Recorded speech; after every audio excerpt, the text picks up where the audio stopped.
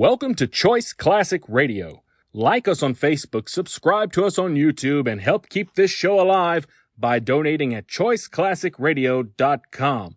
For more of your favorite old-time radio shows, join us on our companion podcast, Choice Classic Radio, Mystery, Suspense, Dramas, and Horrors, where we bring to you the most mysterious tales that the golden age of radio had to offer. And now, with 326 episodes made, broadcasting from 1939 to 1950, we bring to you The New Adventures of Sherlock Holmes.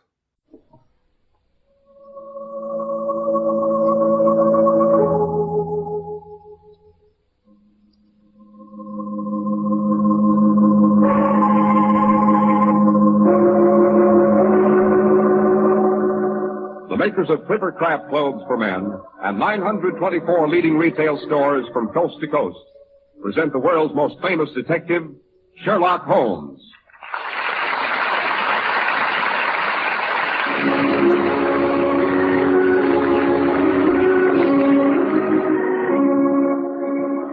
Our stories are based upon the character of Sherlock Holmes, created by Sir Arthur Conan Doyle, and the dramatizations are by Edith Meiser. Now, once more, we are about to visit Dr. Watson, the friend and chronicler of Sherlock Holmes and his amazing adventures. We find him sitting in his well-worn armchair, an eager look on his face and a humorous twinkle in his eye. Can it be that the good doctor is beginning to look forward to his weekly appearances before the microphone? Good evening, Mr. Harris. It certainly can. And tonight I have my narrative all picked out. Have you ever noticed that red-headed people always seem to lead very eventful lives? Look at Queen Elizabeth. Yes, and I've heard that Cleopatra was a breaktop, too, and she certainly had very few dull moments. And the stores that sell Clippercraft clothes have no dull moments either. That's because millions of men have discovered that Clippercraft gives them value beyond compare. 924 leading stores from coast to coast have concentrated their buying power, resulting in value without precedent because of the savings in manufacturing and distribution costs. What you get is the benefit of group buying with all the friendly personal attention traditionally yours at your own local independent store. You've never seen expensive-looking suits like Clippercraft's at only $35 and $40, with a few deluxe models at $43.75. The same goes for top coats and overcoats at only $30 to $40, and sport jackets at only $24. Yes, your clothes problem is easily solved this fall. Simply compare Clippercraft with clothes selling for many dollars more.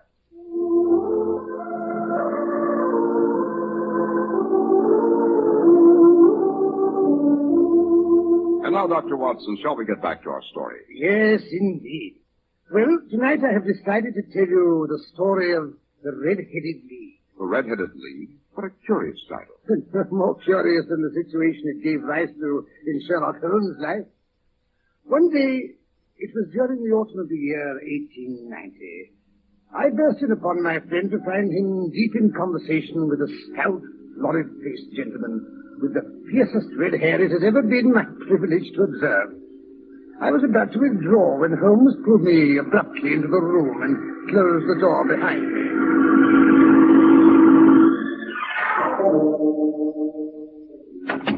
Come in, my dear Watson, come in.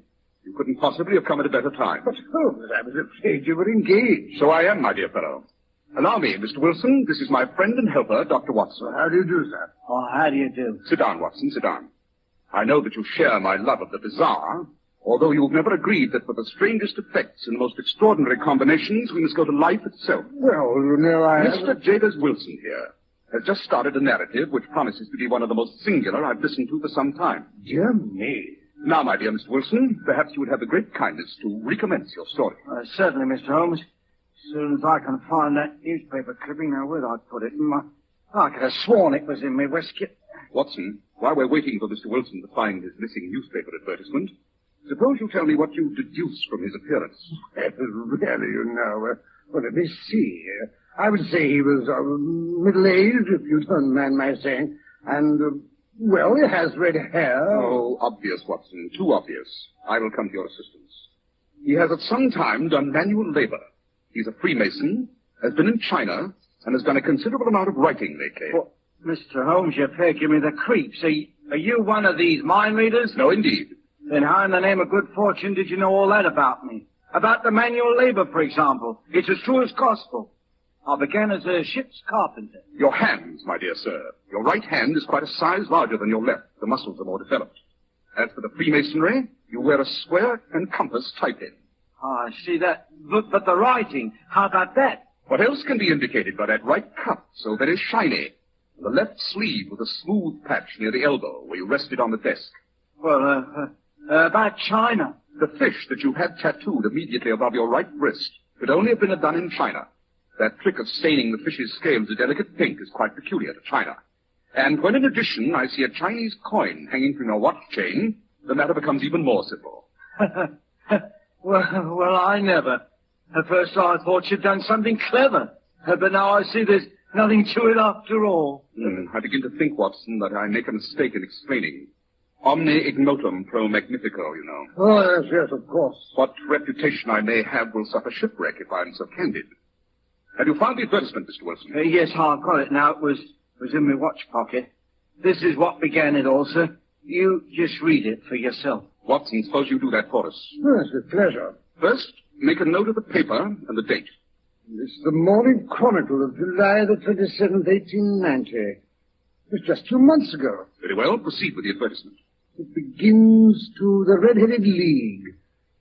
On account of the bequest of the late Ezekiel Hopkins, there is now another vacancy open which entitles a member of the League to a salary of £4 a week for purely nominal services.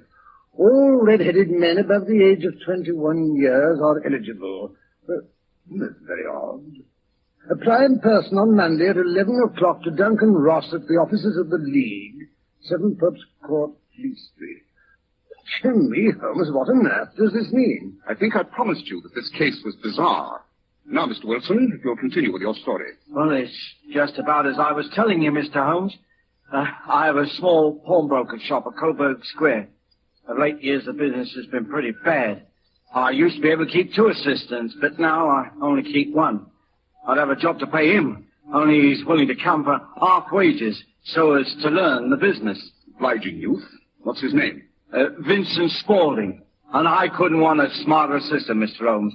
Oh, I know he could easily earn twice what I'm able to give him. But, well, as I say, if he's satisfied, who am I to go putting ideas into his head? Yeah. Your assistant seems to be as remarkable as your advertisement. He only has one fault, Mr. Holmes. Photography. Snapping away with his camera, then diving down into the cellar like a rabbit into its hole to develop his pictures. An amateur photographer, eh? He's still with you, I suppose. Oh, yes, sir. An observing young fellow he is. He was the one that brought this advertisement to my notice. It was just this day 8 weeks when he rapped on my office door with this very paper in his hand.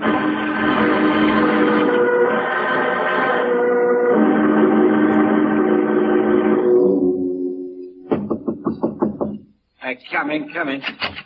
Oh, Mr. Wilson. Oh, it's you, Vincent. Well, what's the matter? You look excited. Oh, I wish to the Lord, Mr. Wilson, I was the red-headed man. Why that? Oh, look here, sir. What it says in this paper. There's another vacancy in the League of the Red-Headed Men. It's worth a pretty penny to him that gets it. The Red-Headed League? I never heard of it. Ever heard of the League of the Red-Headed Men? Oh, Mr. Wilson. And you eligible for one of the vacancies. Huh? Oh, what they worth? Oh, merely a couple of $100 a year. But the work is slight and it needn't interfere much with one's regular occupation. Yeah, a couple of £100 a year? You say, here, let me see that paper, young man. Oh, here you are, sir. See, as far as I can make out, the League was started by a millionaire named Ezekiel Hopkins, a red-headed man himself. And he left his fortune in the hands of the trustees with instructions to provide easy berths to men who had red hair. And from what I hear, the work isn't difficult. Yeah, but there must be millions of red-headed men. No, not so many as you might think, sir. You see, it's confined to Londoners. Oh. And then again, it's no use if your hair is light red or dark red or anything but real blazing fire red. They've got to pick the reddest hair they can find. Well, if there's a redder head of hair than mine in the length and breadth of London, I'd like to see it. Well, I have seen a few that I consider redder. What? Nonsense. Here, where's my hat? What are you going to do, Mr. Wilson? I'm going around to apply for that vacancy. If it was raining gold, no one can say that Jabez Wilson is a man to go out with a sieve.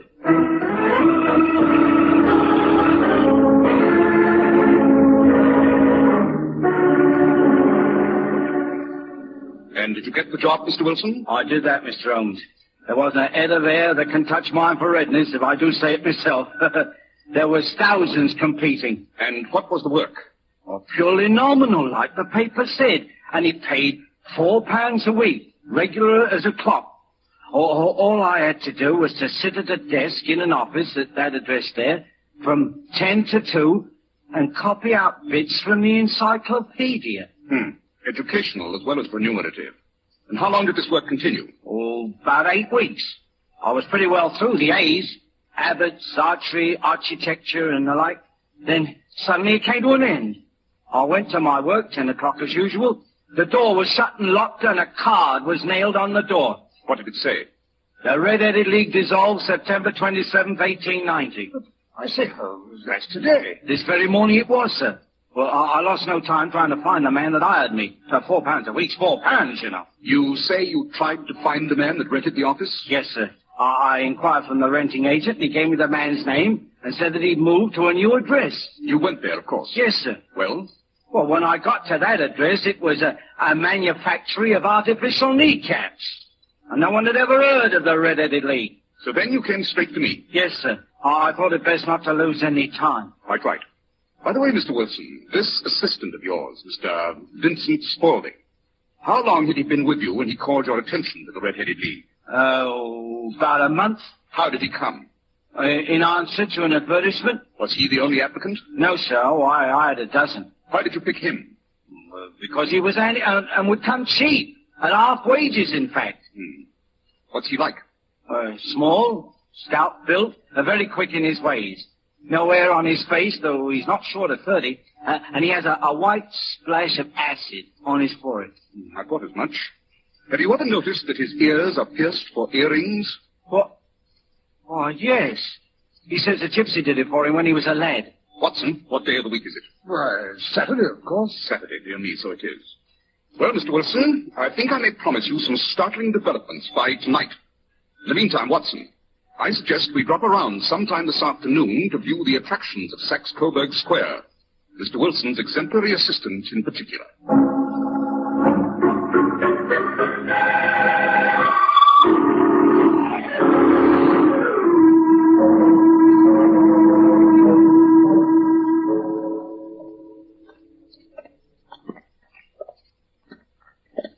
Well, here we are, Holmes. This seems to be Saxe-Coburg Square. Shabby, genteel little backwater of a place. This, I fancy, is our friend's shop. A 4-story building with 3 gilt balls over it.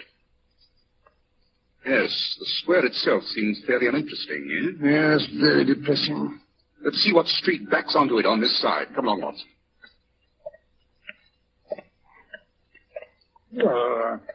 Can't see what difference the next street can make to our problem, if it is a problem. The whole thing sounds more like a practical joke to me. A practical joke which costs its perpetrator £4 a week? Nonsense, Watson. No man's sense of humor resides in his pocketbook. Well, this street seems to have more life. It's one of the chief arteries leading to the north and west. Now, let me see. What's the order of the houses here? Order? Yes, it's a hobby of mine to have an exact knowledge of London. First, we have Mortimer's. Then the tobacconist, a little newspaper shop, the Coburg branch of the City and Suburban Bank, the vegetarian restaurant, and McFarlane's Carriage Works. Yes, now we can go back to the shop of our friend Mr. Wilson. Oh, what's the hurry, Holmes? Don't walk so fast. Found out all I want to here. Holmes, you act as if you were taking a memory course. Why should you want to know all the shops on that street? It's just a waste of time. Nothing that exercises the brain is a waste of time, my dear Watson. The trouble with most of us is that our brains have become flabby from lack of proper use. Rubbish. Well, here we are, back again. Why are you thumping on the pavement with your cane, Holmes? If you want to enter the shop, why not knock on the door? Yes, quite so, Watson. I'm afraid my etiquette is a bit faulty lately, so just to please you, I will knock on the door. See, someone's coming on the double. Looks like our practical assistant. Oh, good afternoon, gentlemen. Won't you step in? Thank you. No, I only wish to ask you how to go from here to the Strand. Third right, fourth left. Smart fellow that, eh, Watson? Oh, I see no signs of a colossal intelligence. Nevertheless, he is, in my judgment, the fourth smartest mind in London. As for daring, I'm not sure that he's not the third. I see nothing so startling about him. The knees of his trousers, Watson. Didn't you notice? Well, what about them? Most enlightening, my dear Watson. Most enlightening. Oh, this is so much balderdash. I just about had enough of it. I'm going to have myself a cup of coffee and some cake. There's an appetizing little bake shop across the way. Very good, Watson. Suppose you meet me back here at 10 tonight. Sharp, mind you. And kindly put your army revolver in your pocket. Oh. This business is serious. More serious even than I expected.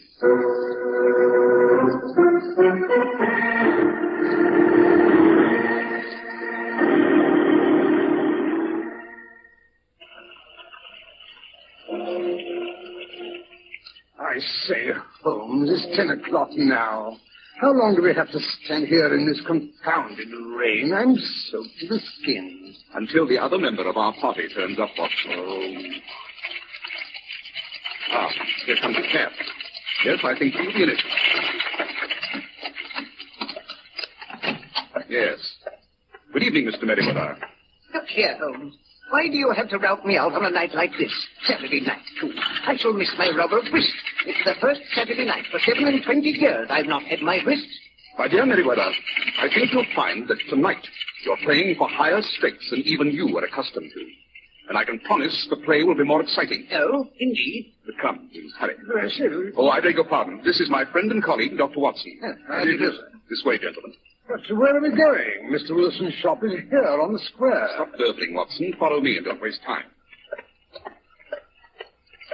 In your message to me, Holmes, you said something about John Clay, the murderer, thief, smasher, and forger. John Clay, who is he? My dear Watson, John Clay is one of our most colorful and dangerous criminals.